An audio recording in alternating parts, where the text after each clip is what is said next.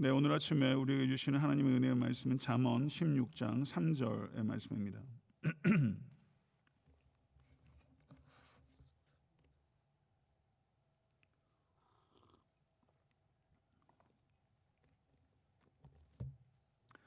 잠언 16장 3절의 말씀 다 같이 합독하도록 하겠습니다. 너의 행사를 여호와께 맡기라. 그리하면 내가 경영하는 것이 이루어지리라. 아멘. 오늘 주제는 결정에 대한 것입니다. 결정. 아메리카 어느 인디안 부족의 성년식 이야기입니다. 한 부족에서는 성년이 된 소녀에게 바구니를 들고 옥수수 밭을 걷게 한답니다. 긴 밭고랑을 걸으며 가장 크고 가장 탐스러운 옥수수 딱 하나만을 골라 바구니에 담을 수 있답니다. 그런데 이미 지나온 길로는 절대 되돌아갈 수 없고 이미 딴 옥수수를 다른 것으로도 바꿀 수 없습니다. 정말 가장 크고 탐스러운 옥수수 하나만을 용기 있게 선택해서 담을 수 있는 것입니다. 성년식에 참석한 소녀들이 어떤 옥수수를 골랐을까요? 만약에 여러분들이라면 어떤 옥수수를 고르시겠습니까? 소녀들의 바구니는 비어 있거나 맨 마지막에 급하게 딴 초라한 옥수수 하나가 담겨 있을 경우들이 많이 있다는 것입니다. 그들은 좋은 것과 다른 것을 끊임없이 비교하다가 결국 놓치고 마는 것이죠. 사랑하는 성도 여러분, 우리들은 어떻게 살아가고 있습니까? 혹시 가장 좋은 것을 놓치고 있지는 않습니까? 날마다 세상의 것들과 예수님을 비교하면서 살다가 예수님을 우리의 삶 속에서 혹시 놓치고 있지는 않은지 생각해 볼 일입니다. 오늘의 주제는 결정에 대한 것입니다. 선한 결정을 하는 것에 있어서 가장 중요한 것은 어떤 특별한 비법이 아니라 선한 성품이라고 잠언은 우리에게 말씀하고 있는 것입니다. 인간의 근원이라고 할 수 있는 성품이 망가져 있으면 그 결정이 온전할 수 없기 때문입니다. 제가 신학교를 다닐 때 고든 커넬 신학교에 닥터 드웨인 게렛이라는 구약학자가 계셨는데 그분께서 이런 이야기를 하셨습니다. 여호와 하나님의 분별력은 다른 사람들을 속이는 자들의 정체를 폭로하는 차원을 넘어섭니다. 그분은 자신을 속이는 자들의 정체를 폭로하기까지 하십니다. 라고 말했습니다. 우리들은 선택을 하고서 그 선택의 정당성에 대해서 자기 자신을 속일 수도 있는 미묘한 존재라는 것입니다. 잘못된 선택을 하는 것으로도 모자라서 그 선택을 정당화하는 자기 기만에 빠진다면 그것은 참으로 어리석은 일이라고 할 수 있을 것입니다. 잠언의 말씀은 선한 결정을 할 수 있도록 우리에게 많은 지혜를 가르쳐 주고 계십니다. 선한 결정에 대해서 저는 2차례 설교를 하게 될 것이며 오늘 선한 결정에 대한 첫 번째 설교의 말씀을 전하고자 합니다. 선한 결정을 하기 위해서 제일 중요한 것은 선한 일만 하겠다는 결심이 중요한 것입니다. 잠언 4장 26절을 보게 되면 내 발이 행할 길을 평탄하게 하며 내 모든 길을 든든히 하라 라고 말씀합니다. 1723년 1월 12일 밤에 조나단 에드워드는 이제 막 20살이 넘긴 약관의 나이에 선한 결정을 합니다. 오늘 새벽 예배 여러 청년들도 나와 있는데요. 막 20세가 되었을 때 조나단 에드워드가 하나님께 자신의 삶을 전적으로 헌신하기로 결정한 것입니다. 그 결심이 그의 평생의 이정표가 되었고 그는 그 길을 끝까지 잘 달려갔던 것입니다. 이 조나단 에드워드의 평생의 소원은 최고의 성숙한 그리스도인이 되는 것입니다. 얼마나 멋진 일입니까? 그는 이렇게 결심했습니다. 나 자신을 포기하고 내가 가진 모든 것을 하나님께 드렸습니다. 나는 미래를 전적으로 하나님께 맡기고 나 자신은 아무런 권리가 없는 자처럼 살기로 결정했습니다. 하나님을 나의 전부와 행복으로 받아들이기로 맹세하고 오로지 하나님께만 나의 행복이 달려 있는 것처럼 간주하고 행동하기로 결심했습니다. 하나님의 말씀을 계속적인 삶의 법칙으로 받아들이고 순종할 것입니다. 그래서 내 목숨이 다할 때까지 나는 힘을 다하여 세상과 육신과 마귀와 싸울 것을 결심했습니다. 이게 조나단 에드워드가 1723년 1월 12일에 결심했던 것입니다. 저도 제가 20대를 한번 되돌아봅니다. 물론 결심이 작심삼일이 될 때가 많이 있습니다. 그러나 굳은 결심조차 하지 않는다면 어떻게 기도할 수 있겠으며 어떻게 그 결심대로 살고자 분투할 수 있겠으며 결심 없이 어떻게 열매 맺을 수 있겠습니까? 선한 결심을 하는 우리가 될 수 있기를 원합니다. 두 번째는 선한 결정을 하기 위해서는 선한 충고를 따라야 합니다. 여러분들은 충고를 잘 듣는 분입니까? 어떻습니까? 지혜로운 자는 자신이 얼마나 무지한지를 잘 알고 있는 자이며 어리석은 자는 자신이 모든 것을 알고 있다고 생각하는 자입니다. 지혜로운 자는 자신의 능력을 절대 과대평가하지 않으며 어떤 행동을 취할 때 그것에 수반되는 여러 가지 위험 요소와 어려움들을 결코 과소평가하지 않습니다. 그런데 어리석은 자는 자신의 능력에 대해서 과대평가할 때가 너무 많습니다. 그래서 어리석은 자들은 지나친 안전의식에 사로잡히게 되고 어리석은 자들의 두드러진 특징 가운데 하나는 자제력과 자기 반성이 결핍되어 있다는 사실입니다. 지혜로운 자는 다른 사람의 지식과 안내를 기꺼이 구하고 그것에 신중하게 귀를 기울인 사람이라고 할 수 있을 것입니다. 잠언 1장 2절을 보게 되면 이는 지혜와 훈계를 알게 하며 명철의 말씀을 깨닫게 하며 라고 말씀합니다. 선한 결정을 하는 것이 하루하루를 살아가는데 인생을 살아가는데 얼마나 중요한지요. 선한 결정을 할 수 있기 위해서는 훈계를 받을 줄 알아야 합니다. 그 잠언에 훈계라고 번역되어 있는 히브리어가 무수하게 많이 나오는데요. 그 히브리어가 무사르라는 단어입니다. 이 훈계라는 단어의 뜻은 엄격한 감시하에서 훈련을 받다라는 뜻입니다. 엄격한 감시하에서 훈련을 받는 것이 훈계를 받는 것입니다. 지혜로운 사람이 되는 우리 모두가 될 수 있기를 원합니다. 지혜로운 사람이 된다는 것은 훈련된 사람이 된다는 것을 뜻하는 것입니다. 훈련된 사람의 특징은 충동에 휘둘리지 않는다는 것이며 반성과 신중함과 명쾌한 사고를 하는 사람이 훈련된 사람이라고 할 수 있습니다. 운동선수가 맹 훈련을 통해서 신체 능력을 극대화하는 것처럼 지혜도 훈련을 통해서 극대화되는 것이라는 뜻입니다.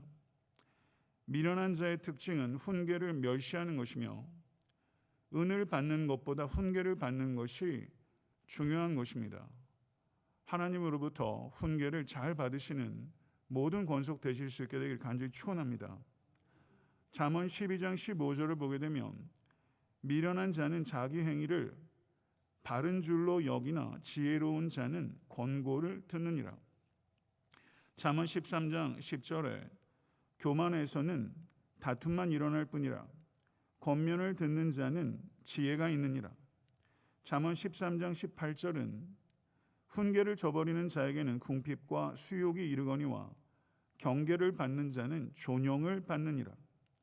잠언 19장 20절은 너는 권고를 들으며 훈계를 받으라. 그리하면 내가 필경은 지혜롭게 되리라. 잠언 27장 9절은 기름과 향이 사람의 마음을 즐겁게 하나니 친구의 충성된 권고가 이와 같이 아름다우니라 라고 말씀합니다. 선한 결정을 하기 위해서는 가까운 지인들, 친구들의 뼈아픈 충고를 기꺼이 수용할 때 얻어질 때가 많이 있다는 것을 기억할 수 있게 되기를 바랍니다.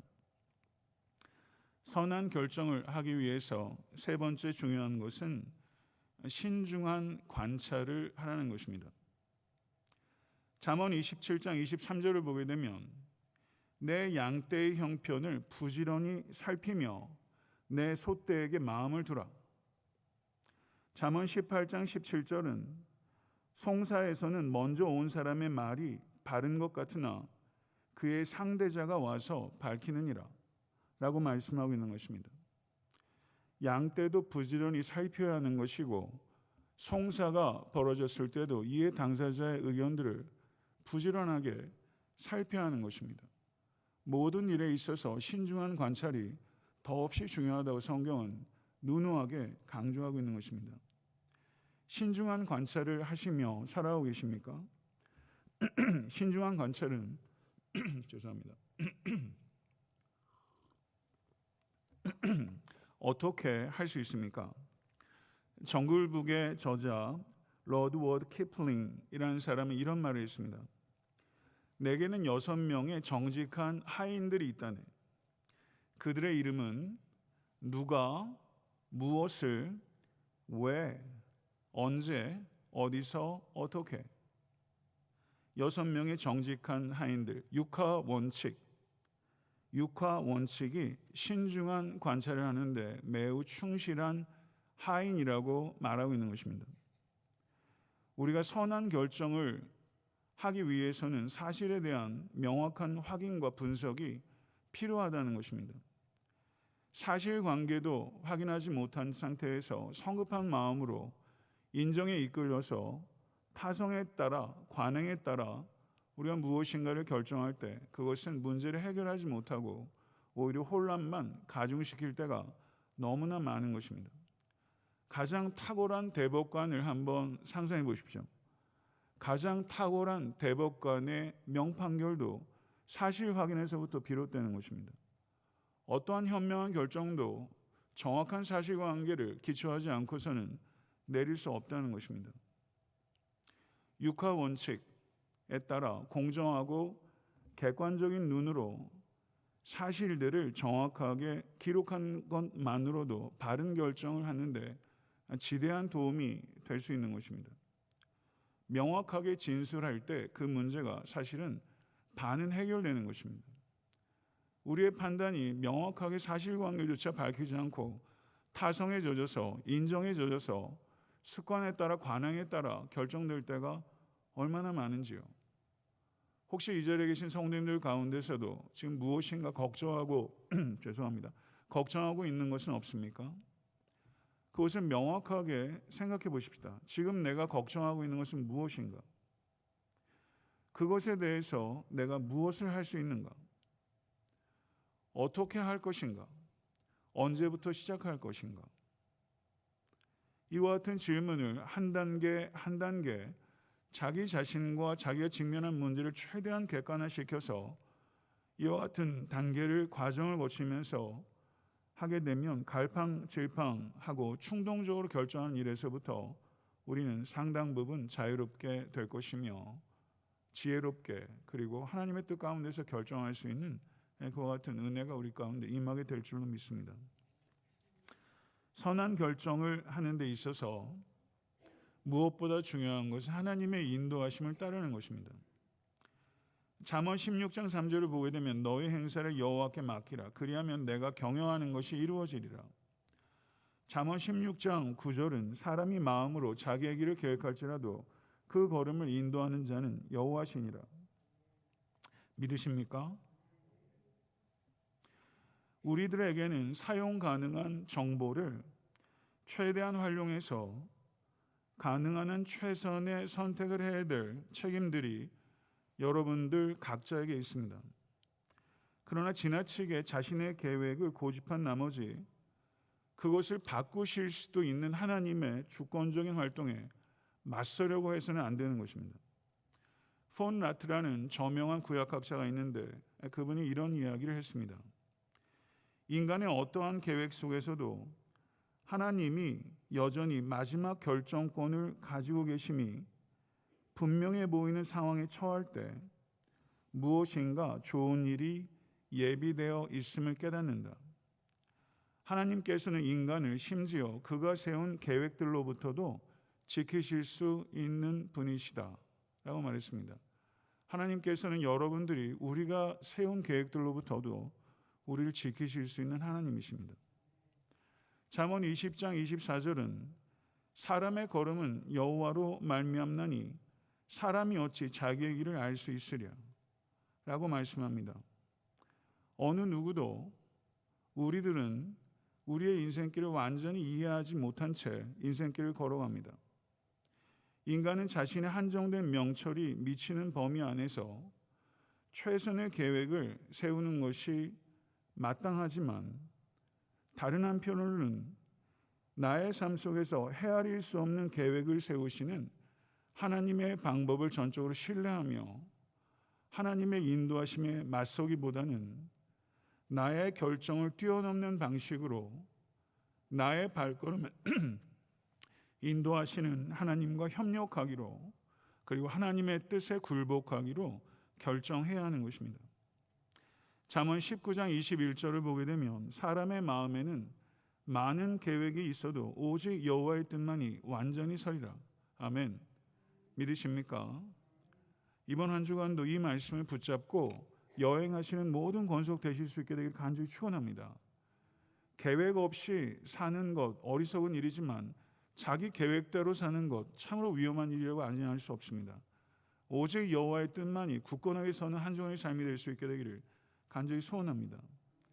이 소망이 우리에게 있으리라고 믿습니다. 그렇게 되는 인생 살아가실 수 있게 되기를 간절히 축원합니다.